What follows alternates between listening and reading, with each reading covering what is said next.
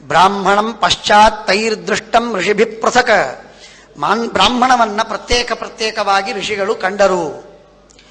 ಒಂದು ಮಾತು ತಿಳಿರಿ, ಈ ಸುಮ್ಮನೆ ಹಿಂಗ್ ಕೂತ್ರೆ ಅವರು ಧ್ಯಾನ ಮಾಡಿದಾಗ ಅವ್ರಿಗೆ ಮಂತ್ರದ ದರ್ಶನವಾಯಿತು ಅಂತಂದ್ರೆ ನಾವು ಕಣ್ಣು ಮುಚ್ಚಿ ಕೂಡ್ತೇವೆ, ಮಂತ್ರ ದರ್ಶನವಾಗತ್ತೇನೋ?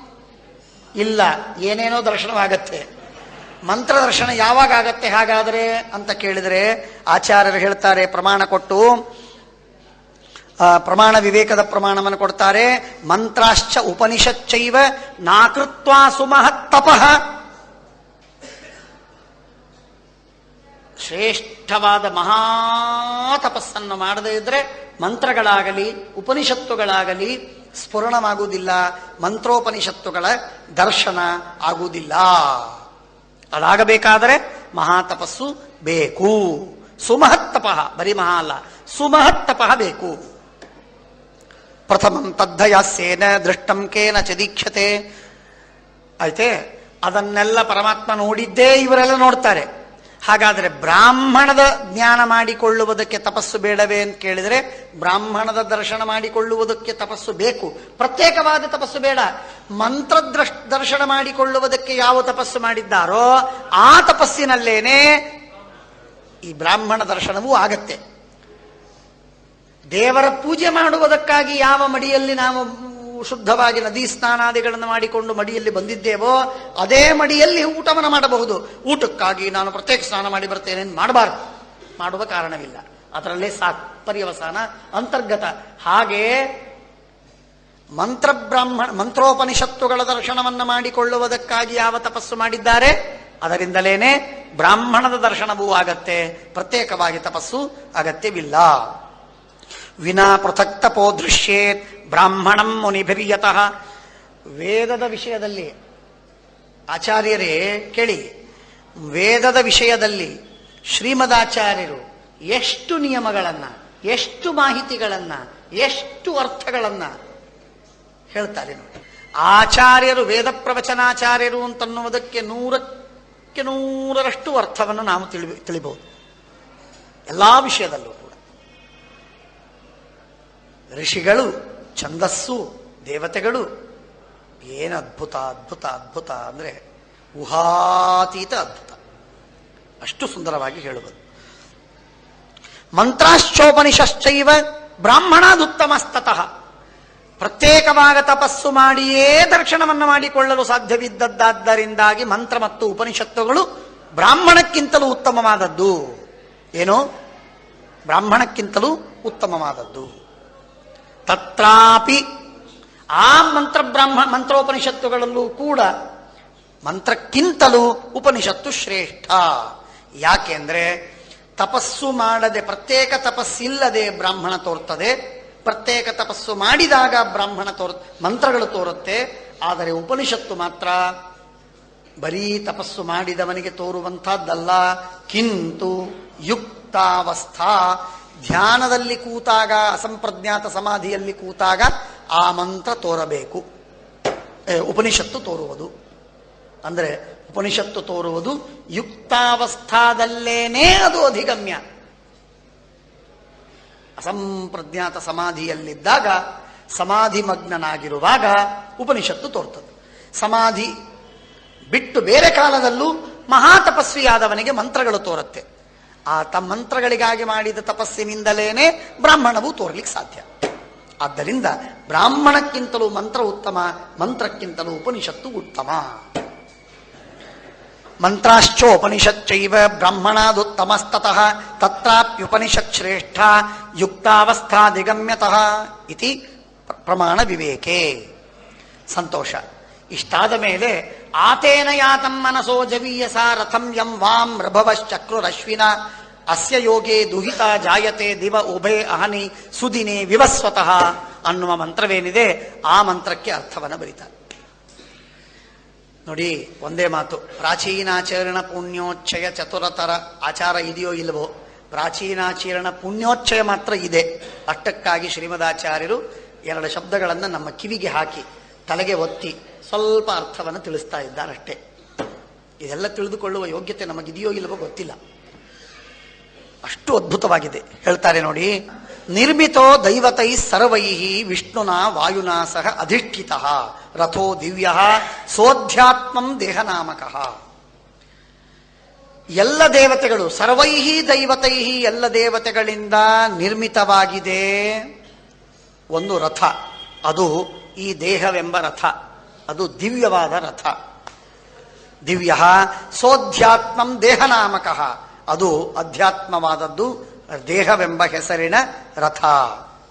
ಸಮ್ಯಗ್ಯೋಗೋ ಯದಾ ತಸ್ಯ ಮನೋವಾಕ್ಕರ್ಮಭಿರ್ಭವೇದ್ ದೇಹಾಖ್ಯಸ್ಯ ರಥಸ್ಯೈವ ತದಾ ನಾರಾಯಣಾತ್ ಪ್ರಭೋಃ. ಆಗ ಈ ದೇಹದಲ್ಲಿ ಇರುವ ಮನಸ್ಸು, ಮಾತು, ಕರ್ಮ, ದೇಹ ಇವುಗಳಿಗೆ ಪರಮಾತ್ಮನ ಜೊತೆಗೆ ಯಾವಾಗ ವಿಶೇಷವಾದ ಸಂಬಂಧವಾಗುತ್ತೋ, ಅಂದರೆ ಮನಸ್ಸಿನಿಂದ ಧ್ಯಾನ, ಮಾತಿನಿಂದ ಸ್ತುತಿ, ಕರ್ಮದಿಂದ ಕೈಂಕರ್ಯ ಸೇವೆ ಯಾವಾಗ ಆಗತ್ತೋ ಆಗ ಪರಮಾತ್ಮನಿಂದ ಒಂದು ವಿಶಿಷ್ಟವಾದ ವ್ಯಕ್ತಿ ಹುಟ್ಟುತ್ತೆ, ಅವತಾರವಾಗ್ತದೆ. ಏನದು? ಸಮ್ಯಗ್ಯೋಗೋ ಯದಾ ತಸ್ಯ ಮನೋವಾಕ್ ಕರ್ಮಭಿರ್ಭವೇತ್ ದೇಹಾಖ್ಯಸ್ಯ ರಥಸ್ಯೈವ ತದಾ ನಾರಾಯಣಾತ್ ಪ್ರಭೋಃ. ನಾರಾಯಣನಿಂದ ವಿವಸ್ವನ್ ಎಂಬ ಹೆಸರಿನ ಒಂದು ಉತ್ತಮವಾದ ವಸ್ತು ಹುಟ್ಟುತ್ತೆ. ಏನು ವಿವಸ್ವತ್? ವಿವಿಧಂ ವಾಸವತ್ವಾತ್ತು ನಾನಾ ವಿಧವಾಗಿ ವಾಸ ಮಾಡ್ತಾ ಇದೆ. ಆದ್ದರಿಂದಾಗಿ ವಿವಸ್ವನ್ ನಾಮಕಾತ್ ಶುಭಂ. ವಿವಸ್ವನ್ ಅಂತ ಪರಮಾತ್ಮನಿಗೆ ಹೆಸರು.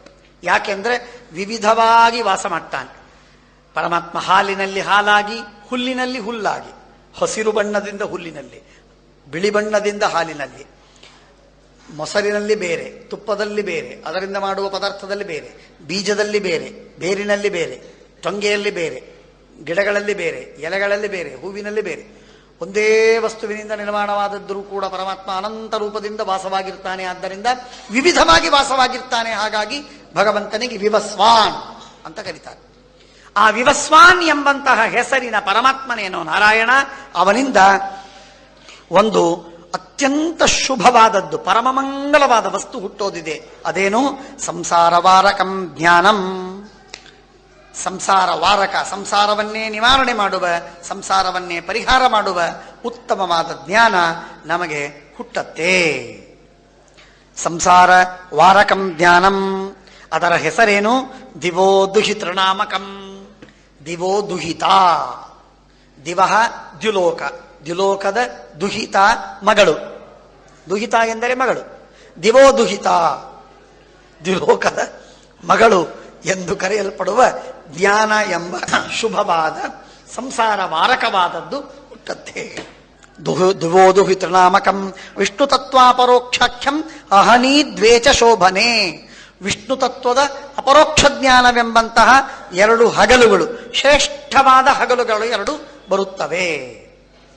ದಿವೋದುಹಿತೃ ಎಂಬಂತಹ ಒಂದು ಜ್ಞಾನ, ಅದಲ್ಲದೆ ಎರಡು ಹಗಲು, ಸುದಿನೇ. ಏನು ಸುದಿನಗಳು ಅಂದ್ರೆ ಜ್ಞಾನವನ್ನು ಪಡೆದು ಇರುವುದು ಒಂದು ಉತ್ತಮವಾದ ದಿನ, ಮೋಕ್ಷವನ್ನೇ ಪಡೆಯುವುದಂತೂ ಅತ್ಯುತ್ತಮವಾದ ದಿನ. ಹಾಗಾಗಿ ಈ ಸುದಿನಗಳು, ಎರಡು ಸುದಿನಗಳು ಮನುಷ್ಯನಿಗೆ ಉಂಟಾಗತ್ತೆ. ಸುದಿನಗಳು ಎರಡು ಉಂಟಾಗತ್ತೆ. ಅದನ್ನು ಹೇಳ್ತಾರೆ ನೋಡಿ, ಎಷ್ಟು ಚೆನ್ನಾಗಿದೆ. ವಿಷ್ಣು ತತ್ವಾಪರೋಕ್ಷಾಖ್ಯಂ ದಿವೋದುಹಿತೃನಾಮಕಂ ಸಂಸಾರವಾರಕಂ ಶುಭಂ ಜ್ಞಾನಂ ವಿವಸ್ವನ್ನಾಮಕಾತ್ ನಾರಾಯಣಾತ್ ಜಾಯತೆ. ಒಂದು. ಎರಡನೇದಾಗಿ ಅಹನಿ, ಎರಡು ಹಗಲುಗಳು. ಎಂಥದ್ದು? ಶೋಭನೆ, ಶೋಭನಕರವಾದದ್ದು, ಮಂಗಲಕರವಾದದ್ದು. ದ್ವೇ, ಎಂಥ, ಅದಕ್ಕೆ ಹೆಸರೇನು? ಜ್ಞಾನಾವಸ್ಥಾ. ಅಪರೋಕ್ಷ ಜ್ಞಾನವನ್ನು ಪಡೆದು ಇರುವ ಜೀವನ್ಮುಕ್ತ್ಯವಸ್ಥಾ. ಇನ್ನೊಂದು ಮುಕ್ತ್ಯವಸ್ಥಾ, ಮೋಕ್ಷ ಎಂಬಂತಹ ಎರಡು ಅವಸ್ಥೆಗಳು. ಜ್ಞಾನಾವಸ್ಥಾ ಮುಕ್ತ್ಯವಸ್ಥೆಯುಭೇ ಏವ ಅಹನಿ ಪರೇ. ಶ್ರೇಷ್ಠವಾಗಿರುವಂತಹ ಎರಡು ಹಗಲುಗಳು. ಒಂದು ದಿವೋದುಹಿತ, ಎರಡು ಹಗಲುಗಳು. ಒಟ್ಟಾರೆ ಮೂರು ವಸ್ತುಗಳು. ಈ ಮೂರು ವಸ್ತುಗಳು ಹುಟ್ಟತ್ತೆ ವಿವಸ್ವನ್ನಾಮಕ ನಾರಾಯಣನಿಂದ ಅಂತ ಆಚಾರ್ಯರು ಹೇಳ್ತಾರೆ. ಇದನ್ನು ಸ್ವಲ್ಪ ವಿವರ ಮಾಡಿ ತಿಳಿಯೋಣ. ಚೆನ್ನಾಗಿದೆ, ಬಹಳ ಸುಂದರವಾಗಿದೆ. ಜಾಯಂತೆ ದೇವತಾಸ್ತ್ವೇಷಾಂ ಭಾರತೀ ವಾಯುರೇವಚ ಇದಕ್ಕೆ ಅಭಿಮಾನಿ ದೇವತೆಗಳು, ಅಪರೋಕ್ಷ ಜ್ಞಾನಕ್ಕೆ ಅಭಿಮಾನಿ ದೇವತೆಗಳು. ಜಾಯಂತೆ ದೇವತಾಸ್ತ್ವೇಷಾಂ, ಇವುಗಳಿಗೆ ದೇವತೆಗಳಿದ್ದಾರೆ, ಆ ದೇವತೆಗಳು ಹುಟ್ತಾರೆ. ಯಾರವರು? ಭಾರತೀ ವಾಯುರೇವಚ. ಭಾರತೀ ವಾಯು ಇಬ್ಬರೇ ಆದರಲ್ಲ, 3 ಜನ ಎಲ್ಲಿ? ದೇವತಾಹ ಅಂತ ಹೇಳಿದ್ದೀರಿ ಅಂತ ಕೇಳಿದರೆ ಅಪರೋಕ್ಷ ಜ್ಞಾನಕ್ಕೆ ಅಭಿಮಾನಿನಿಯಾದವಳು ಭಾರತೀ ದೇವಿ, ವಿವಾದವಿಲ್ಲ. ಆದರೆ ವಾಯುದೇವರು ಮಾತ್ರ 2 ಹಗಲುಗಳಿಗೆ ಅಭಿಮಾನಿಗಳು. ಏನು 2 ಹಗಲು? ಒಂದು ಹಗಲು ಅಪರೋಕ್ಷ ಜ್ಞಾನಿತ್ವಾವಸ್ಥಾ, ಇನ್ನೊಂದು ಹಗಲು ಮೋಕ್ಷಾವಸ್ಥಾ ಅಂತನ್ನುವುದು. ಅವುಗಳಿಗೆ ಅಭಿಮಾನಿಗಳು. ಆ ಅಭಿಮಾನಿಗಳಾದದ್ದರಿಂದಾಗಿ ಜೀವನ್ಮುಕ್ತ್ಯವಸ್ಥೆಗೆ ಅಭಿಮಾನಿಗಳಾಗಿರುವ ವಾಯುದೇವರು ಒಂದು ರೂಪದಿಂದ, ಮೋಕ್ಷಕ್ಕೆ ಅಭಿಮಾನಿಗಳಾದ ವಾಯುದೇವರು ಮತ್ತೊಂದು ರೂಪದಿಂದ. ಹಾಗಾಗಿ ಮೋಕ್ಷಾವಸ್ಥಾಭಿಮಾನಿಯಾದ ಒಂದು ರೂಪ, ಜೀವನ್ಮುಕ್ತ್ಯವಸ್ಥಾಭಿಮಾನಿಯಾದ ಮತ್ತೊಂದು ರೂಪ, ದಿವೋದುಹಿತೃನಾಮಕವಾದ ಅಪರೋಕ್ಷ ಜ್ಞಾನಕ್ಕೆ ಅಭಿಮಾನಿಯಾದ ಭಾರತೀ ದೇವಿ. ಹೀಗೆ 3 ಇಬ್ಬರು ದೇವತೆಗಳ 3 ರೂಪಗಳು. ಆದ್ದರಿಂದ 3 ಆಯಿತು. ಅದಕ್ಕಾಗಿ ಜಾಯಂತೆ ದೇವತಾಸ್ತ್ವೇಷಾಂ ಎಂಬುದಾಗಿ ಹೇಳಿದ್ದಾರೆ ಅಂತ ಹೇಳಿದರು. ಇದನ್ನು ಹೇಳಿ ಆಮೇಲೆ ಸ್ವಲ್ಪ ವಿವರಣೆ ಮಾಡ್ತೀನಿ, ಆಮೇಲೆ ಮುಗಿಸೋಣ. ಈ ಅಪರೋಕ್ಷ ಜ್ಞಾನಕ್ಕೆ ಮುಟ್ಟಿ, ಜೀವನ್ಮುಕ್ತ್ಯವಸ್ಥೆಗೆ ಮುಟ್ಟಿ, ಮೋಕ್ಷಕ್ಕೆ ತಲುಪಿ ನಾವು ಈ ವಾಕ್ಯಾರ್ಥವನ್ನ, ವಿಷ್ಣು ನಾಮಾರ್ಥವನ್ನ ಹೇಳ್ತಾ ಈ ಉಪನಿಷತ್ತಿನ ಮಂಗಲವನ್ನ ಮಾಡೋಣ. ಬಹಳ ಹೊತ್ತೇನಾಗುವುದಿಲ್ಲ. ಜಾಯಂತೆ ದೇವತಾಸ್ತ್ವೇಷಾಂ ಭಾರತೀ ವಾಯುರೇವಚ ಜೀವನ್ಮುಕ್ತೇಶ್ಚ ಮುಕ್ತೇಶ್ಚ ದಾತಾರೂಪದ್ವಯೀ ವಿಭು. ಇದನ್ನು ಕೊಡುವವ ಪರಮಾತ್ಮ, ವಾಯುದೇವರು 2 ರೂಪದಿಂದ ಕೊಡ್ತಾರೆ. ಸರ್ವಸ್ತ್ರೀಣಾಂ ಉತ್ತಮತ್ವಾತ್ ದ್ಯೌರ್ನಾಮ ಶ್ರೀರುದಾಹೃತ. ಆತೇನ ಯಾತಂ ಮನಸೋ ಜವೀಯಸ ರಥಂ ಯಂ ವಾಂ ರುಭವಶ್ಚಕ್ರುರಶ್ವಿನ ಯಸ್ಯ ಯೋಗೇ ದುಹಿತಾ ಜಾಯತೆ ದಿವಃ. ದಿವಃ ದುಹಿತಾ ಜಾಯತೆ. ದೇವೋ ದುಹಿತಾ ಎಂದರೆ ಅರ್ಥ ಏನ್ ಮಾಡಿದ್ರು? ಭಾರತೀ ದೇವಿ. ಇವಳು ದಿವಹ ದುಹಿತ ಅಂತಂದ್ರೆ ದ್ಯೂವಿನ ಮಗಳು. ದ್ಯೂ ಅನ್ನುವುದು ಸ್ತ್ರೀಲಿಂಗ. ಹಾಗಾದ್ರೆ ಸ್ತ್ರೀಲಿಂಗದಿಂದ ವಾಚ್ಯವಾದ ದ್ಯುನಾಮಕಳಾದವಳು ಯಾರು ಅಂತ ಕೇಳಿದರೆ ಭಾರತೀ ದೇವಿ ಅಲ್ಲ, ಲಕ್ಷ್ಮೀದೇವಿ ಎಂದು ಅರ್ಥವನ್ನು ಹೇಳ್ತಾರೆ ಆಚಾರ್ಯರು. ಸರ್ವಸ್ತ್ರೀಣಾಂ ಉತ್ತಮತ್ವಾತ್. ದ್ಯೂ ಅಂದರೆ ಉತ್ತಮನಾಗಿರು, ಎಲ್ಲರಿಗಿಂತಲೂ ಹೆಚ್ಚು ಪ್ರಕಾಶಮಾನಳಾಗಿರು. ಅದು ಯಾರು? ಲಕ್ಷ್ಮೀದೇವಿ. ಯಾಕೆ?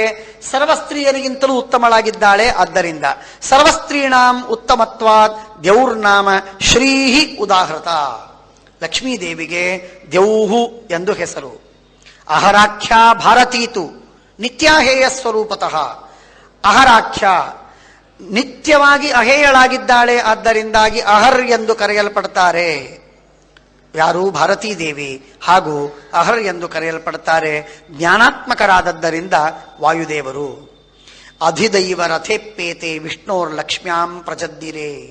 ಪರಮಾತ್ಮನಿಂದ ಲಕ್ಷ್ಮೀದೇವಿಯಲ್ಲಿ ಮಗಳಾಗಿ ಹುಟ್ಟುತ್ತಾಳೆ ಅಪರೋಕ್ಷ ಜ್ಞಾನಾಭಿಮಾನಿನಿಯಾದ ಭಾರತೀ ದೇವಿ. ಜೀವನ್ಮುಕ್ತ್ಯವಸ್ಥಾ, ಮುಕ್ತ್ಯವಸ್ಥಾ ಇವುಗಳಿಗೆ ಅಭಿಮಾನಿಗಳಾದ ವಾಯುದೇವರು 2 ರೂಪಗಳಿಂದ ಪರಮಾತ್ಮನಿಂದ ಲಕ್ಷ್ಮೀದೇವಿಯಲ್ಲಿ ಮಕ್ಕಳಾಗಿ ಹುಟ್ಟುತ್ತಾರೆ. ಹಾಗಾಗಿ ಅಧಿದೈವ ರಥೇಪ್ಪೇತೆ ವಿಷ್ಣೋರ್ ಲಕ್ಷ್ಮ್ಯಾಂ ಪ್ರಜದ್ನಿರೇ. ರಥೇನ ತೇನ ದೇವೇಶೌ ವಿಷ್ಣುವಾಯೂ ಜಗತ್ಪತಿ. ಯಾವ ರಥದಲ್ಲಿ, ಇದು ಮುಖ್ಯ ಬಂದದ್ದು, ಯಾವ ರಥದಲ್ಲಿ ಅಂದ್ರೆ ದೇಹವೆಂಬ ರಥದಲ್ಲಿ ಮನೋವಾಕ್ ಕರ್ಮಗಳಿಗೆ ಪರಮಾತ್ಮನ ಸಂಯೋಗವನ್ನು ಮಾಡ್ತೇವೋ ಅಲ್ಲಿ ಈ ಅಪರೋಕ್ಷ ಜ್ಞಾನವೆನ್ನೋದು ಹುಟ್ಟೋದಿದೆ. ಅಲ್ಲಿ ಜೀವನ್ಮುಕ್ತ್ಯವಸ್ಥೆ ಬರ್ತದೆ, ಆಮೇಲೆ ಮುಕ್ತ್ಯವಸ್ಥೆ ಬರ್ತದೆ. ಆದ್ದರಿಂದ ದೇವರು ಕೊಟ್ಟ ಈ ದಿವ್ಯ ರಥ, ಈ ದೇಹ ರಥ, ಅಧ್ಯಾತ್ಮ ರಥ, ಇದರಲ್ಲಿ ಕೊಟ್ಟ ಕರ್ಮ, ದೇಹದ ಕರ್ಮ, ವಾಕ್ ಮಾತಿನ ಕರ್ಮ, ಮನಸ್ಸು ಮನಸ್ಸಿನ ಧ್ಯಾನ, ಇವುಗಳನ್ನು ವಿಶೇಷವಾಗಿ ಮಾಡಿ ಭಗವಂತನ ಸಂಯೋಗವನ್ನು ಪಡೆಯಬೇಕು. ಆಗ ಅಪರೋಕ್ಷ ಜ್ಞಾನ ನಮಗಾಗಲಿಕ್ಕುಂಟು. ರಥೇನ ತೇನ ದೇವೇಶೌ ವಿಷ್ಣುವಾಯು ಜಗತ್ಪತಿ ಆಯಾತಂ. ಇಂಥ ರಥದಲ್ಲಿ ಕೂತ್ಕೊಂಡು ಬನ್ನಿ ಸ್ವಾಮಿ ವೆಂಕಟೇಶ ಮುಖ್ಯಪ್ರಾಣ, ಇಂಥ ರಥದಲ್ಲಿ ಕೂತ್ಕೊಂಡು ಬಾ ಅಂತ ಭಗವಂತನಿಗೆ ಪ್ರಾರ್ಥನೆಯನ್ನು ಮಾಡ್ತಾ ಇದ್ದಾರೆ. ಆಯಾತಂ, ನಾವು ಪ್ರಾರ್ಥನೆ ಮಾಡಿದ್ದನ್ನು ಕೇಳಿ ನಮ್ಮ ಪ್ರಾರ್ಥನೆಯನ್ನು ಬಲಪಡಿಸುವುದಕ್ಕಾಗಿ ಉಪನಿಷತ್ತು ಪರಮಾತ್ಮನಿಗೆ, ಶ್ರೀಮದ್ ಆಚಾರ್ಯರು ಪರಮಾತ್ಮನಿಗೆ ಆಯಾತಂ ಎಂಬುದಾಗಿ ಪ್ರಾರ್ಥನೆಯನ್ನು ಮಾಡ್ತಾ ಇದೆ. ಆತೇನ ಯಾತಂ ಮನಸೋ ಜವೀಯಸ ರಥಂ ಯಂ ವಾಂ ಮೃಭವಶ್ಚಕ್ರುರಶ್ವಿನ ಇತ್ಯಾದಿಯಾಗಿ ಆಯಾತಂ ಇತಿ ಹೈವೈತೌ ಪ್ರಾರ್ಥಯೇದ್ ಯಜ್ಞ ಕರ್ಮಣಿ. ಯಜ್ಞಾದಿ ಕರ್ಮಗಳಲ್ಲಿ ಇವರಿಬ್ಬರಿಗೆ ಬನ್ನಿ ಬನ್ನಿ ಅಂತ ಪ್ರಾರ್ಥನೆ ಮಾಡಬೇಕು. ಅವರು ಈ ರಥದಲ್ಲಿ ಕೂತ್ಕೊಂಡು ಬರ್ತಾರೆ. ಅಂದರೆ ಈ ರಥದಲ್ಲಿ ವಿಶೇಷವಾಗಿ ಸನ್ನಿಹಿತರಾಗ್ತಾರೆ. ಯಜ್ಞಕರ್ಮಣಿ ಅನ್ಯದಾಪ್ಯರ್ಥಯೇದೇತೌ ಜ್ಞಾನೇಚ್ಛು ಪುರುಷ ಸದಾ. ಅಪರೋಕ್ಷ ಜ್ಞಾನ ಬೇಕಾ ನಿನಗೆ? ಅಪರೋಕ್ಷ ಜ್ಞಾನ ಬೇಕಾ? ಬೇಕಾಗಿದ್ರೆ ಈ ಮಂತ್ರವನ್ನು ಭಗವಂತನಿಗೆ ಪ್ರಾರ್ಥನೆ ಮಾಡು. ಮಂತ್ರದಿಂದ ನಿಮಗೆ ಅಪರೋಕ್ಷ ಜ್ಞಾನ ಬರ್ತದೆ ನಿಮಗೆ ಅಪರೋಕ್ಷ ಜ್ಞಾನ. ಆತೇನ ಯಾತಂ ಮನಸೋ ಜವೀಯಸಾರಥಂ ಯಂ ವಾಂ ರಭವಶ್ಚಕ್ರುರಶ್ವಿನಾ ಯಸ್ಯ ಯೋಗೇ ದುಹಿತಾ ಜಾಯತೆ ದಿವ ಉಭೇ ಅಹನಿ ಸುದಿನೇ ವಿವಸ್ವತಃ ಎಂಬ ಮಂತ್ರ. ಇದನ್ನ ಜಪ ಮಾಡುವವರಿಗೆ ಅಪರೋಕ್ಷ ಜ್ಞಾನ ಬರುವುದು ನಿಶ್ಚಿತ. ಅಪರೋಕ್ಷ ಜ್ಞಾನ ಬರುವುದಕ್ಕೆ ಭಗವಂತನನ್ನ ಮನಸ್ಸು ಒಲಿಸುವ ಈ ವಾಕ್ಯ. ಆದ್ದರಿಂದ ಇದು ಅತ್ಯಂತ ಮಹತ್ವದ ಮಂತ್ರವಿದು. ಅನ್ಯದಾಪ್ಯರ್ಥಯೇದೇತೌ ಜ್ಞಾನೇಚ್ಛು ಪುರುಷ ಸದಾ. ಅಪರೋಕ್ಷ ಜ್ಞಾನವನ್ನು ಬಯಸುವ ವ್ಯಕ್ತಿ ಈ ಮಂತ್ರವನ್ನ ಬೇರೆ ಕಾಲದಲ್ಲೂ ಪಠನ ಮಾಡಬಹುದು, ಯಜ್ಞದಲ್ಲೇ ಪಠನ ಮಾಡಬೇಕೆಂಬ ಅಗತ್ಯವಿಲ್ಲ. ಜಪನ್ ಮಂತ್ರದ್ವಯಂ ನಿತ್ಯಂ. ಇನ್ನೊಂದು ಮಂತ್ರ ಆತೇರ ನಿಮಿಷಸ್ತಥ ರಕ್ಷಣಂ ವಾ ಸಮೀಪೇ ಸ್ಯಾನ್ ಮಮೇತ್ಯಧ್ಯಾತ್ಮಮೇವ ಚ ಹಯಾಸ್ಯತ್ವಾದ ಅಶ್ವಿನೌತೌ ಇತ್ಯಾಹ ಪರಮಾಶ್ರುತಿ ಇತ್ಯಾದಿಯಾಗಿ. ಅಥವಾ ವಾಯುದೇಹಸ್ಥಂ ಪೃಥಕ್ ಸಂಸ್ಥಂಚ ಕೇಶವಂ ಮಂತ್ರೋದ್ವಿವಚನೋ ಭಕ್ತಿ ತಥಾ ಬಹುವಚಸ್ವಪಿ ಇತ್ಯಾದಿಯಾಗಿ ಹೇಳ್ತಾರೆ.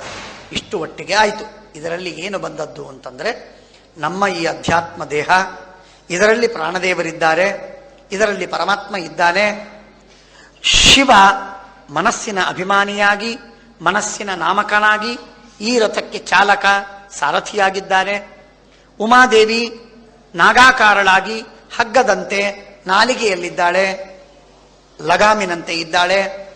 ಸೂರ್ಯಚಂದ್ರರು ಹಾಗೂ ಅವರ ಮಡದಿಯರು ಕಣ್ಣುಗಳಲ್ಲಿ, ಕಣ್ಣು ಕಿವಿಗಳಲ್ಲಿ, ಎಡಬಲಗಳಲ್ಲಿ ಇದ್ದು ಕುದುರೆಯಂತೆ ಕಾರ್ಯವನ್ನು ಮಾಡ್ತಾ ಇದ್ದಾರೆ. ಅವರ ಮೇಲೆ ಈ ರಥ ನಡೀತಾ ಇದೆ. ಇದರಲ್ಲಿರುವಂತಹ ಮನಸ್ಸು, ಮಾತು, ಕರ್ಮ ಇವುಗಳನ್ನ ಪೂರ್ಣವಾಗಿ ಭಗವಂತನಿಗೆ ಸಮರ್ಪಿಸಿದಾಗ, ಅರ್ಥಾತ್ ನಿರಂತರ ಭಗವಂತನ ಧ್ಯಾನ, ನಿರಂತರ ಭಗವಂತನ ಸ್ತುತಿ, ನಿರಂತರವಾಗಿ ಭಗವಂತನ ಸೇವೆ ದೈಹಿಕವಾಗಿ ಹೀಗೆ ಮಾಡ್ತಾ ಇರುವಾಗ ಅಪರೋಕ್ಷ ಜ್ಞಾನ ಹುಟ್ಟತ್ತೆ. ಆ ಪರಮಾತ್ಮನಿಗೆ ಪ್ರಾರ್ಥನೆಯನ್ನು ಮಾಡಬೇಕು. ತೇನ ಆ ರಥದಿಂದ ಆಯಾತಂ, ಆತೇನ ಯಾತಂ ಆಯಾತಂ, ಆ ರಥದಿಂದ ತಾವು ಬನ್ನಿ. ಇಬ್ಬರು ಯಾರು? ಪ್ರಾಣಶಬ್ದ ವಾಚ್ಯರಿಬ್ಬರು. ಯಾರವರು ಪ್ರಾಣಶಬ್ದ ವಾಚ್ಯರು? ಉತ್ತಮ ಪ್ರಾಣ ಪರಮಾತ್ಮ, ಮಧ್ಯಮ ಪ್ರಾಣ ವಾಯುದೇವರು. ನೀವಿಬ್ಬರು ಬನ್ನಿ. ಆತೇನ ಯಾತಂ. ಮನಸೋ ಜವೀಯಸ, ಅತ್ಯಂತ ವೇಗವತ್ತರವಾದ ಅದು ಅಂತ ಇಲ್ಲಿ ಮುಂದೆ ಆಚಾರ್ಯರು ಅದನ್ನು ಹೇಳ್ತಾರೆ. ಮನಸೋ ಜವೀಯಸ. ಎಂಥ ರಥ ಅಂತಂದ್ರೆ ರಥಂ ಯಂ ರಥಂ ವಾಂ ನಿಮಗಾಗಿ, ಋಭವ ದೇವತೆಗಳು, ಚಕ್ರುಹು ಮಾಡಿದರೋ. ಈ ರಥವನ್ನ ಯಾಕೆ ಮಾಡಿದ್ದಾರೆ ದೇವತೆಗಳು ಅಂತಂದ್ರೆ, ಎಲ್ಲಾ ದೇವತೆಗಳು ಕೂಡಿ, ಋಭು ಎಂಬ ಶಬ್ದಕ್ಕೆ ಅರ್ಥವೇನು? ಸಕಲ ದೇವತೆಗಳು. ಋಭು ದೇವತೆಗಳಲ್ಲ ಕೇವಲ.